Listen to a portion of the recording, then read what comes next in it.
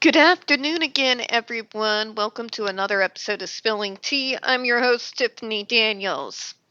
And technical difficulties. One moment.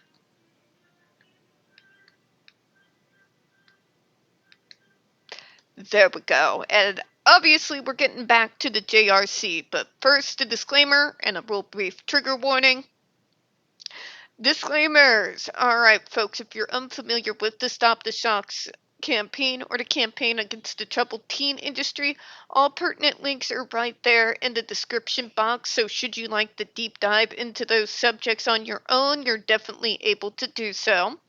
Trigger warning, this channel is marked not for kids for a reason. I do use profanity, and we do talk on some dark subjects like the Judge Rotenberg Educational Center. So, if you got a child watching that is 16 and younger, parental supervision very much advised. Alright, we're going to do some few more comments for page number 2 of the public comments on the proposed ban of the GED from 2023.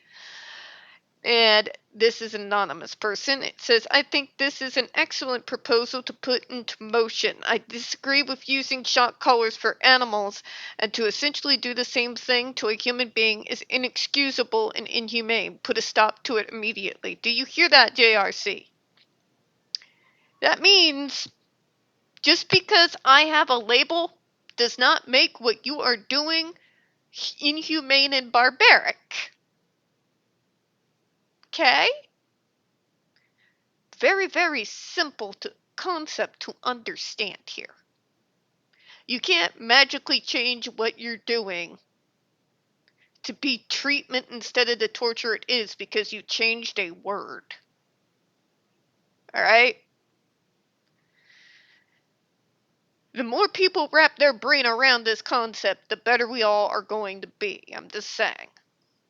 It should go without saying. Alright, and the next comment, another anonymous individual says, I want the FDA to pass a rule banning the use of electric shock devices for behavioral modification. As an autistic person, the idea that this can happen to someone like me is terrifying. People, it's not just that. Put the GED device aside for a minute. The fact that we know that they will pressure parents, because parents talk, and they have talked to the media,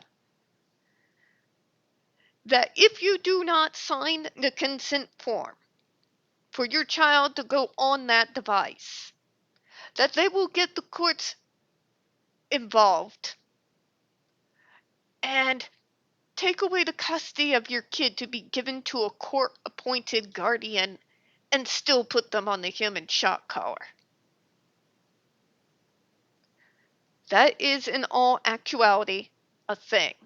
We've done the videos on it. If you go to Autistic Hoya's Massive Archive, we link it in every single video.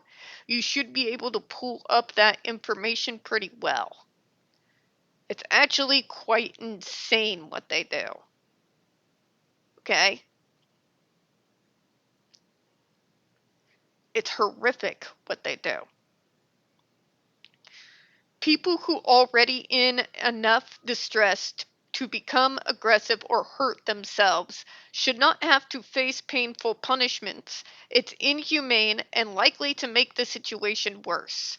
Yes! Now, I'm not going to lie. There is a good majority that device is going to send you into depression, into deep anxiety, deep fear. But there's a small amount of us that the way that it affects us is with absolute, utter rage. Like a form of rage I could never explain to you. Okay? I know this because I have experienced that rage. Back when I was a young kid and my stepbrother was abusing me for damn near a decade. And those of us that experience rage tend to go more into the fight part of fight or flight. So what does that mean? That means that aggressive behavior, you used a painful punishment, you have provoked me.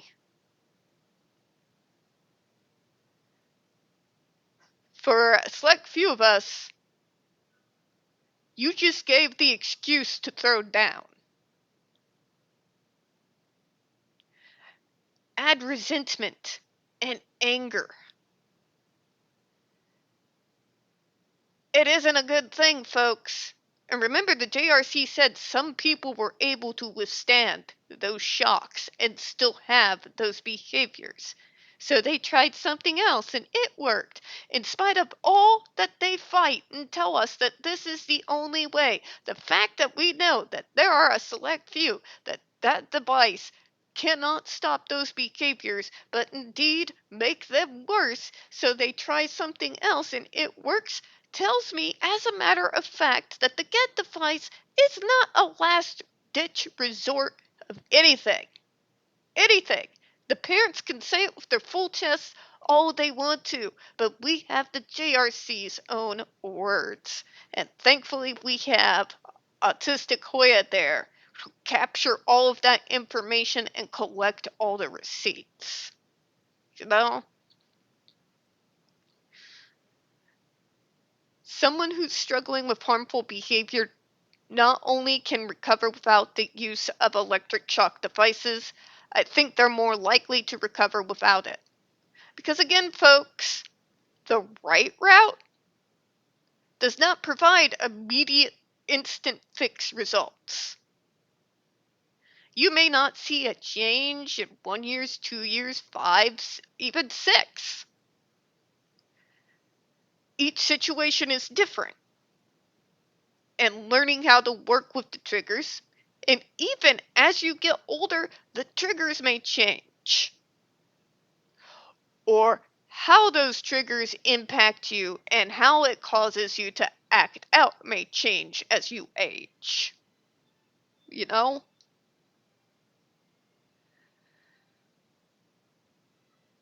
So, you want the long way. You want the way that's going to take time.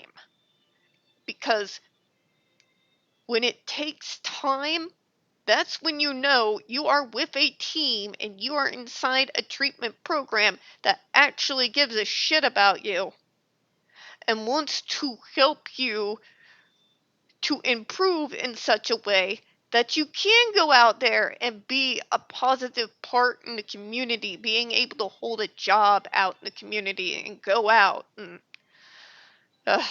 to me it's the most dirty word in the English language, to be able to go out and go socialize.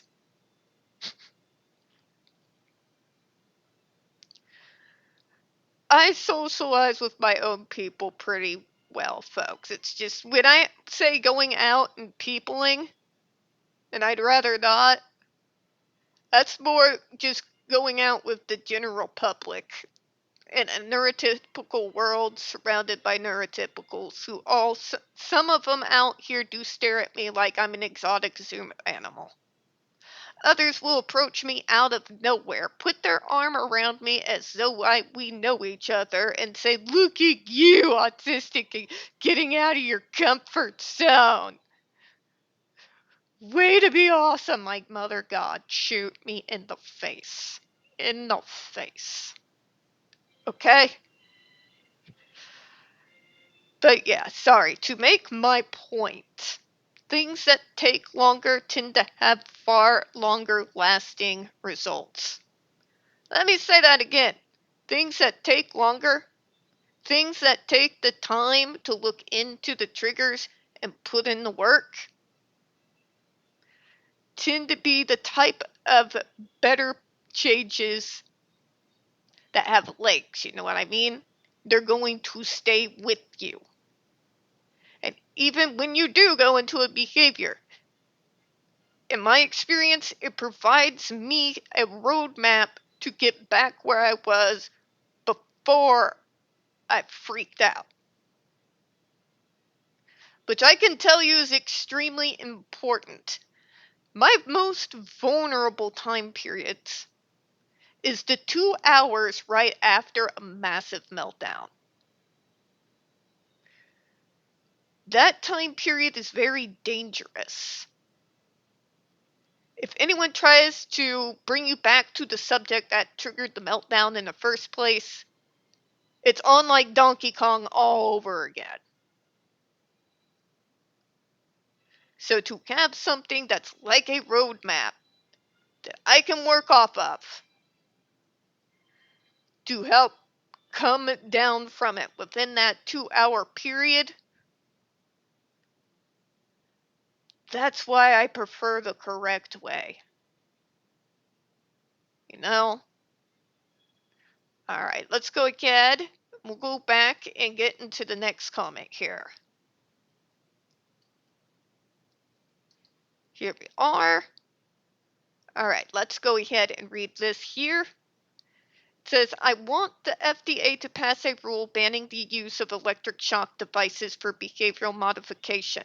I am an American autistic individual urging swift action to protect our vulnerable community on this issue. Self-injurious or aggressive behavior in autistic folks often stems from overstimulation or distress caused by exterior factors in our environment. For some of us, though, me in particular, stuff going on sensory-wise certainly contributes to me going into meltdown, but it's usually never the main cause. For some people, it really is, though. But for me personally, it's an exterior factor, but it usually it plays with my emotions. I get super angry. Somebody does something deeply distressing. Somebody takes my whole routine and like shock puts it so hard, I'm pretty sure it's just been launched at China. Can be the sort of thing that can get that out of me. Sorry. Just another way of saying we have our differences, even though we share a similar diagnosis. Shocking someone experiencing this level of distress is not helpful. Instead, it produces the opposite effect. It is traumatizing physically and mentally for the victim of the experience. The United Nations has declared the use of ESD as torture under international law. Read it and weep, people. It is inhumane to inflict pain to punish autistic people for natural responses to their environment. Natural to us. And by the way, neurotypicals, just because my reaction isn't natural to you does not mean that it's not a natural response. Not everybody reacts to everything like neurotypical people do. And some people, like myself, don't believe I need to react to things the way neurotypicals do. Okay? Just saying.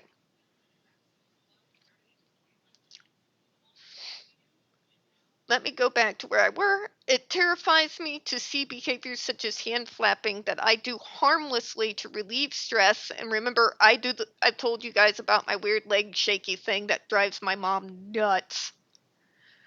Being a justification to physically hurt me. Please ban this practice as soon as possible to assure autistic folks like me can feel safe in our communities. I mean, that pretty much sums it up, doesn't it? We're going to go ahead and close out on this one, folks. We don't get very many views on this channel. The few we do tend to get removed from time to time. So, folks, if you'd be so kind, please don't forget to hit the like button, hit subscribe. Don't forget to hit the comments. And don't forget to double check and make sure you are set up for notifications. If you haven't clicked the bell already, please go ahead and do so. We are tomorrow going to be coming back and we're going to be covering the JRC tomorrow, let me be honest. And then on Thursday, we are going to be talking about SNAP, and we're going to be talking about on Friday Down the Rabbit Hole, the anti-vaxxer series. We've got a lot of series going on right now and a new one getting ready to start, so just make sure that you're set up for the notifications. I do appreciate your time, and as always, folks, we here at Spilling Tea do hope you have a good one. See y'all next time. Bye-bye, everyone.